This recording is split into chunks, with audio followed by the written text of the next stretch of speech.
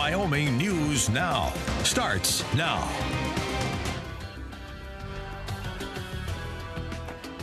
We begin with breaking news tonight. A major multi-vehicle crash involving 40 vehicles has shut down a stretch of I-80 in south central Wyoming. New video tonight shows the scale of the massive pileup.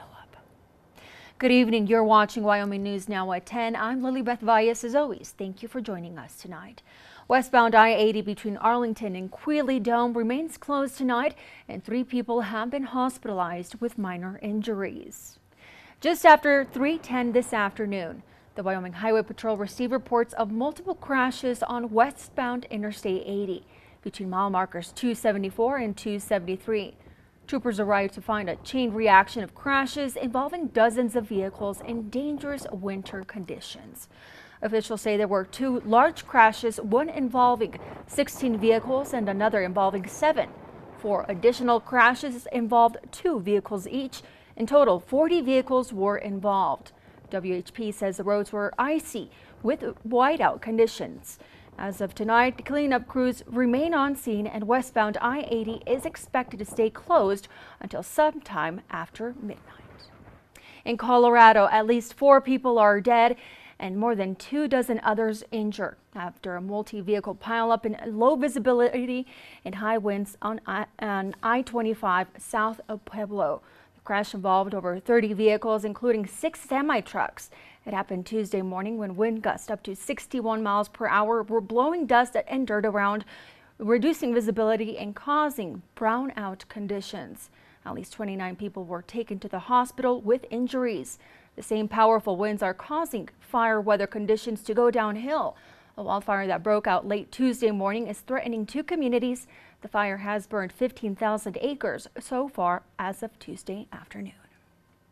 Now let's head out to Chief Meteorologist Carl Rippey for a look at how our weather is shaping up.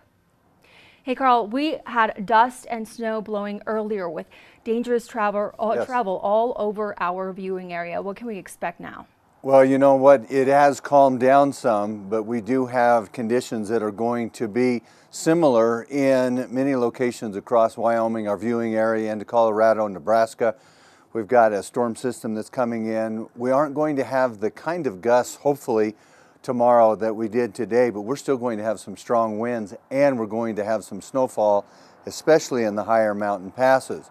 As we look down on Wyoming and our neighboring states, we see a few of those clouds trying to build in. Most of that activity is well to our east, but it is headed our way, and we could still have some dangerous snow and dust squalls possible tomorrow. We're going to have some strong gusts. That low visibility is going to impact travel, and especially in some of our mountain passes, the snow showers are going to be prevalent in some of the higher elevations. This is our wind gusts today. This was just in and around our area, western panhandle of Nebraska, very active, 60, 70 mile an hour gusts, some were even stronger. We did make it to 47 in Cheyenne. We started out at 27, that was a 20-degree spread, 34 for us in Casper, topped out at 52. Now we do have some things that we need to talk about in full weather. That'll come up in just a few minutes. Former state representative of Cheyenne, James Byrd, is running for one of Wyoming's 2 U.S. Senate seats. This as Senator Cynthia Lummis will not seek re-election, according to our news partners at the Wyoming Tribune-Eagle. Byrd says his main reason for running is due to what he calls a lack of representation for Wyoming in Washington, D.C. Byrd previously represented Cheyenne in the Wyoming House for a decade. He has also served as the minority caucus leader. Byrd says he supports Wyoming agriculture, rural health care, and new energy technology while still supporting Wyoming's existing energy industry. This makes Byrd the first Democrat to join the contest, with Congresswoman Harriet Hageman and Casper Republican Jimmy Skovgaard also running. Governor Mark Gordon has signed an executive order prohibiting campaign contributions on state property following a legislative investigation into campaign checks given to lawmakers on the House floor. The executive order won't apply to areas managed by the legislative or judicial branches, like their offices, committee rooms, or Senate and House chambers. Gordon calls it a move to protect public trust, saying citizens of Wyoming deserve transparency in their government and confidence that the votes cast in their capital are grounded in policy and principle, not political or monetary transactions. The executive order goes into effect immediately and remains until it is brought before the commission to potentially become permanent. Meanwhile, the legislative investigation into campaign checks given to lawmakers on the House floor has been put on pause, this as law enforcement steps in. The state's House Special Investigative Committee has unanimously voted to put the investigation on hold, while the Laramie County Sheriff's Office conducts a criminal investigation on whether these campaign checks are bribery. The committee's chairman, Representative Art Washut of Casper, says this is to avoid interfering with the sheriff's investigation. One of the lawmakers who received a check has questioned the timing the LCSO announced its involvement. Meanwhile, according to our news partners at Wildfile, Representative Carly Provenza of Laramie has filed a formal protest, saying new information shows one of the checks was intended for the Speaker of the House. Officials say the criminal investigation is expected to last about 2 weeks before findings are sent to the district attorney. A Wyoming Freedom Caucus-backed bill is steadily making its way through the House, with hopes to severely limit abortions in the state. Reporter Grace Swanke shares more on the Heartbeat Act. A bill is moving through the House that would work to ban abortions after 6 weeks. This comes after the Wyoming Supreme Court ruled that under Wyoming's Constitution, abortion is considered health care. It's just another attempt by the Freedom Caucus to force their way into a woman's doctor's office. If the baby has an audible heartbeat picked up through standard medical procedures, at that point, the baby will no longer be able to legally be aborted electively. Even though a fetus does not actually have a heart at that point in time developed. The bill, sponsored by Representative Nyman, is facing criticism for multiple reasons. Britt Borrell, director of Wyoming United, tells me one being that many women don't even know they're pregnant by 6 weeks. The bill has a few restrictions in place regarding potential danger to the mother, but none in cases of rape or incest. How that became a huge blessing and turned a horrible incident into an incredible one that God redeemed. The bill has moved through the committee, but has not yet passed in the House. Your voice matters. We have seen how much the pushback on certain bills has really affected the outcome of things. Mandy Weaver with Wyoming Democrats says the bill isn't pro-life and that the caucus should be focusing on work in other areas. The Freedom Caucus in general is not pro-life. If they were pro-life, they would be working on trying to address the healthcare crisis that our state is facing, and they wouldn't be trying to take away kids' lunches. We stand firm in the belief that pregnancy is personal, not political, and that it is none of the government's business. House Bill 126 is now placed on general file, where it will be amended and debated on the House floor. Reporting from Cheyenne, because local matters, I'm Grace Swanke, Wyoming News Now. The bill passed introduction on a 51-10 vote, and in the Labor, Health, and Social Service Committee 7-2. Another bill introduced would defend the freedom of speech, petition, assembly, and religious freedom.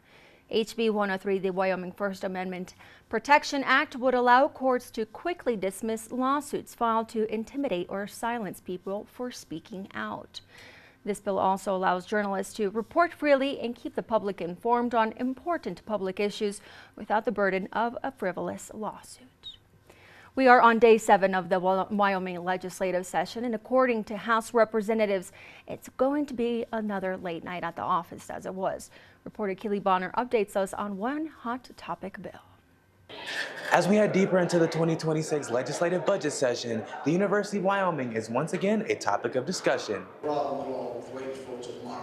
House Bill 1, General Government Appropriations 2, is back up for its second reading within the House of Representatives, full of amendments to first be voted on. The first amendment of the second reading was brought forward by House District 16 and Minority Floor Leader Representative Mike Yin of Teton County. Yin calls this 16-page amendment the One Big Beautiful Amendment that he states mostly returns appropriated funds to the governor's recommendation, where his fellow representative, House District 31 John Baer of Campbell County, states it is big but beautiful not, and asks for a no vote. We are not doing our work if we just abdicate to the executive and let their budget department decide how we're going to start things. However, supporter of the amendment and funding UW, House District 2 Representative J.D. Williams tells me he feels the appropriation slated for UW, which would cut around $40 million, is not taking into consideration the thoughts of those who have ties to the university. It'd be interesting to know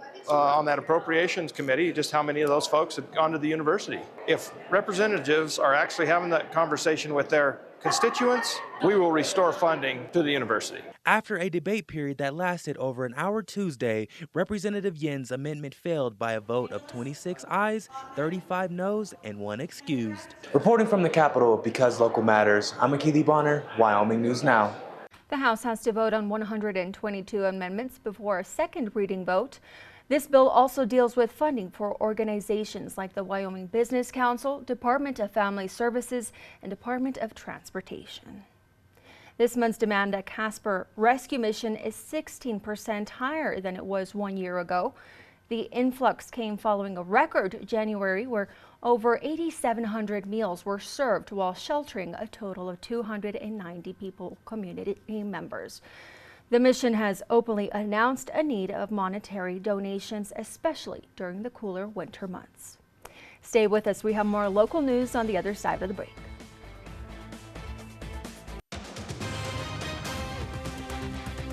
Wyoming News Now starts now. Good evening. You're watching Wyoming News Now at 10. I'm Lilybeth Valles. As always, thank you for joining us tonight. Tonight, Wyoming lawmakers are moving forward with budget cuts that impact Wyoming's only university, public media, and an economic development agency. Would like to remove $40 million from the block grant. For the last 10 or 15 years, the University of Wyoming has enjoyed I would describe it as some pretty splendid wealth. The Joint Appropriations Committee has voted to cut $40 million from the University of Wyoming. Supporters say the state needs to reprioritize its spending and direct funds to things like the Wyoming Department of Transportation. Those who disagree say the cut goes too far. And that is a slippery slope. Meanwhile, the committee has also voted to defund the Wyoming Business Council. Under the vote, it would be left with $2 million to administer existing loans. According to our news partners at WyoFile, those in favor say the free market should drive economic growth, not the government. Critics say the move could send a message that Wyoming is closed for business. Governor Gordon recently asked the committee to continue funding the Wyoming Business Council, and a reminder that none of these decisions are final. The full legislature meets next month. Now let's head out to Chief Meteorologist Carl Rippey for a look at how our weather is shaping up, shifting gears from public media topics to something equally turbulent. How is it out there? Yeah, that's right. So you might want to tie some of your lighter yard gnomes down because we still have some winds that are going to be affecting us not only tomorrow but through the week. We have some changes coming our way. We are pretty cool this evening. We did see some of that disturbance come through too. Live from the capital city, Cheyenne News Now at 5:30 starts now. Good evening. You're watching Wyoming News Now at 5:30. I'm Lilybeth Valles. As always, thank you for joining us tonight. We begin tonight with breaking news. A major decision made for the state of Wyoming as abortion will remain legal. Grace Wonke joins us live from the state's highest court. A historic day for the state. Grace, what does this mean for Wyoming? Thanks, Lilybeth. Yes, I'm here outside of the Wyoming Supreme Court House where this morning a decision was made that continues to keep abortion legal in the state, officially striking down 2 proposed abortion bans. We've seen reactions from both leaders and citizens for and against this decision. And the budget session is winding down, but we will continue to have journalists at the Capitol and combined with our news partners at the Wyoming Tribune Eagle, WyoFile, and Wyoming Public Radio, we will continue bringing you coverage.